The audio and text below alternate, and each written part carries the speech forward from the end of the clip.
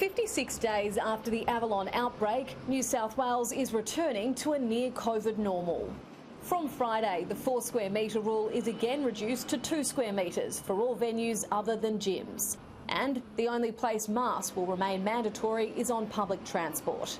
Restrictions on weddings, funerals and household gatherings are unchanged, but the Premier says she's always looking to go a step further. We're always considering what further restrictions can be eased, but you have to balance that up against the fact that we're welcoming back home 3,000 Australians through Sydney Airport every week with variants of the disease. Since the start of the pandemic, the state has welcomed back 122,000 returning Australians. Nearly half of them are not from New South Wales. Capacity was reduced to prepare for stronger variants of the disease, but from next week, New South Wales will increase capacity. We have to assume that the system won't be perfect, that there is likelihood, as much as we try and prevent it, there is the chance that the disease can get from the quarantine from a return traveller to someone who hasn't been overseas. And if that's the case, we need to make sure that we've put things in place to stop what's called a super spreading event.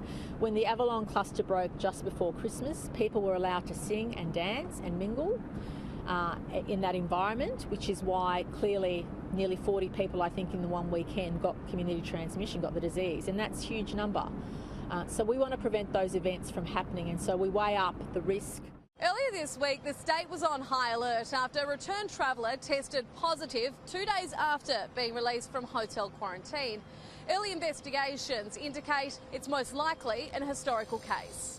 We're continuing to evaluate, and as the Premier had indicated, the two possibilities that we're pursuing actively is whether this case is an old case. Some people who have the infection don't develop antibodies, and so that remains possible. But we are also considering whether this case could just have been picked up. The person didn't have any symptoms, so whether this is a case that is presented with an extended incubation period. When the person was out for a limited time, they were pretty non-infectious. More than 19,000 tests have been conducted in 24 hours, compared with 7,000 the day before. Charlotte Mortlock, Sky News, Sydney.